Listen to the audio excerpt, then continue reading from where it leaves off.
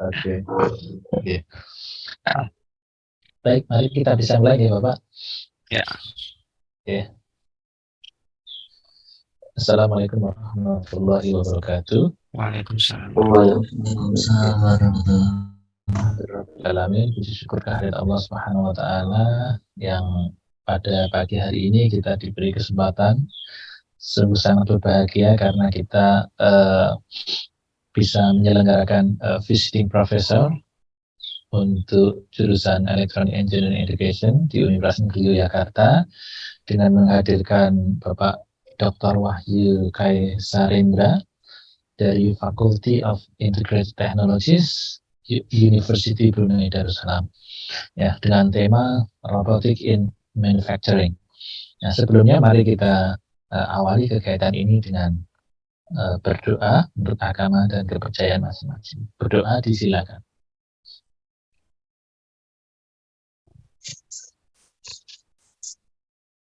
Ya, berdoa tidak dibatasi.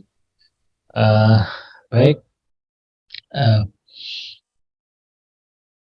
Bapak Dr. Wahyu Kaisarendra yang kami hormati, kegiatan visiting professor ini adalah bagian dari Universitas Negeri Yogyakarta dalam menyelenggarakan kampus merdeka yang pada intinya adalah kami sangat terbuka dan memerlukan wawasan tambahan dari para profesor dari luar negeri, terutama dari University Brunei Darussalam, karena ini sangat dekat dengan kita. Dan kami tahu bahwa di Brunei Darussalam pendidikan mungkin jauh lebih bagus dari kualitasnya dari Indonesia, dan prasarana sarana lebih mendukung. Nah, kami mencoba untuk menghadirkan Bapak untuk dapat bertukar pikiran, sharing pengalaman dalam bidang robotic in manufacturing. Saya dan Pak Ardi juga concern di bidang robotik dan juga AI. Nah, ini nanti teman-teman adik-adik mahasiswa yang hadir di hari ini nanti bisa mungkin langsung bertanya jawab dan seterusnya, apa hal-hal yang kira-kira perlu ditanyakan, dikoreksi lebih lanjut. Begitu.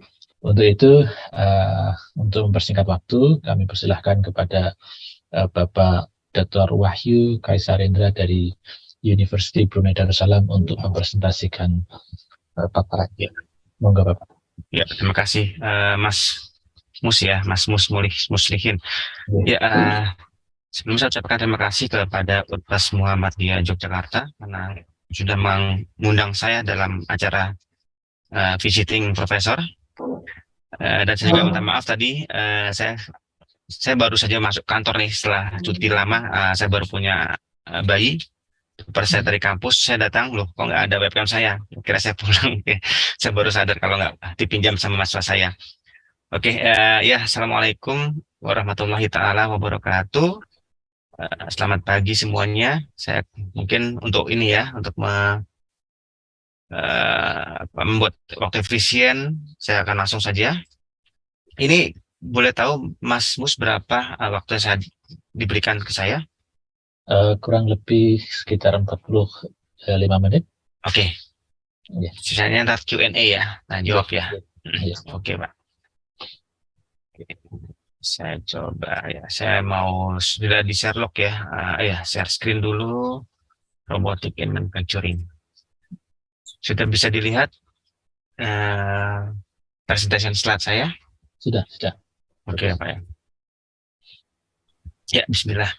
Oke, tadi sudah disebutkan, terima kasih atas moderator Mas Mus sudah mengintroduce saya sedikit tentang nama dan afiliasi saya. Sebenarnya juga tadi udah benar, Faculty of Integrated Technologies, tapi di sini kami sedikit itu ya, mempromosikan juga atau menginformasikan bahwa kami sedang membuka atau mempunyai cabang daripada FIT atau Faculty of Integrated Technology. Itu ada beberapa cabang, ada Energy Systems Engineering, ada Computer Science Engineering, dan Manufacturing ya. Jadi kita punya 3 sub, atau mungkin ke depannya akan menjadi setelah di bawah fakultas mungkin jurusan ya atau prodi ya, mudah-mudahan kalau berkembang. Nah, saya kebetulan berada dalam klasternya manufacturing system engineering. Itulah kenapa sekarang saya ketika diminta untuk keynote speaker atau menjadi visiting professor, saya coba mengangkat topik ini ya, robotics in manufacturing ya. Itu yang akan coba. Walaupun mungkin sebagian dari mahasiswa, mohon maaf jika tidak ada yang tidak, mungkin passionnya berbeda, tapi ya ini mudah-mudahan ada inilah sedikit gambaran atau wawasan dalam hal robotics in manufacturing. Ya. Saya punya reference ya, saya pakai e-buku ini, tapi juga ada beberapa dari internet atau dari paper juga jurnal, tapi mostly atau sebagian besar atau secara general saya menggunakan buku ini sebagai referensi dalam program atau acara visiting professor ini ya di UMY ya. Jadi mungkin setelah ini ada lagi nanti tanggal 13 ya Pak Ardi ya. Mungkin lebih ini saya mungkin hari ini agak sedikit general aja supaya membuka dulu wawasan antara sharing juga. Mungkin pertemuan berikutnya kita coba lebih spesifik ya untuk yang topik-topiknya, dan mungkin juga lebih teknikal dan spesifik. Di sini saya hanya sedikit cari mungkin boundary-nya dulu atau fundamentalnya, foundation-nya, baru mungkin kita bisa coba ke depannya minggu depan atau mungkin next meeting weekend kita bisa belajar lebih dalam. Ini buku yang saya pakai. Nah, oke, sebelum kita ke robotics, topik robotics, mungkin saya juga sedikit ini aja lah review. Saya juga yakin mungkin ada mahasiswa dan rekan-rekan dosen di Indonesia yang hadir sudah paham ya bahwa kita sudah memasuki wilayah atau area atau era yang namanya industrial 4.0. Di sini kalau saya review lagi, Industrial Revolution ada 4, walaupun juga ada yang klaim udah 5 ya. Jadi pun saya pun juga lagi jadi bingung juga. Padahal mungkin kita juga baru merangkak dalam era Industrial 4.0, tapi ada juga yang klaim Industrial 5.0. Nah itu saya juga masih belum. Tapi saya sendiri belum ini ya, belum studi lagi lebih dalam apa itu Industrial 5.0. Baru sampai sini aja. Nah, kalau kita review lagi flashback di tahun 1760 itu dimulai sampai 1840 itu ada namanya mekanisasi. Jadi semua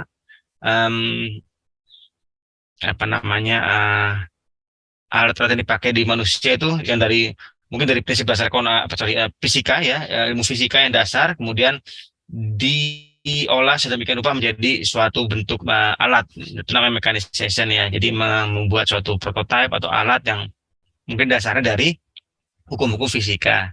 Itu yang pertama yang di Industrial 1.0, First Industrial Revolution, the first ya. Kemudian juga ciri khasnya adalah powernya sumber tenaganya dari air dan uap ya. Jadi itu yang ciri khas dari the First Industrial Revolution yang pertama gitu ya.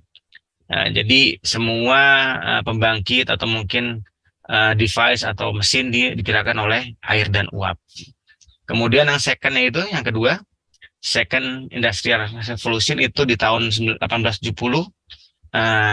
Kalau kita lihat ini sebenarnya agak ini ya, ini saya juga review juga nih, tahunnya agak sedikit ada yang kosong di sini kan, sekitar 30 tahun. Saya pun nggak begitu paham kenapa dia kosong ya, mungkin belum dikenal ya. Jadi oke. Kemudian di sini tuh yang Second Industrial Revolution itu ada mass production, yang tadinya mungkin single prototype, dia lebih banyak gitu ya. Dalam satu pabrik dia menggunakan sistem dia menggunakan batch gitu, production batch, dia berapa quantity dalam satu batch gitu ya. Namanya mass production.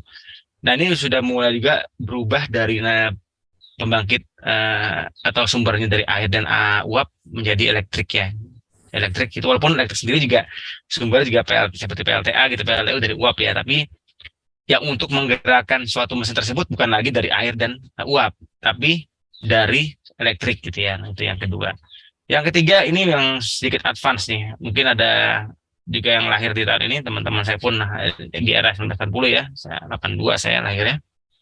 Ini sudah masuk di Industrial Revolution yang ketiga. Di sini ciri khasnya adalah ada electronic system, mudah terbangun atau berkembang.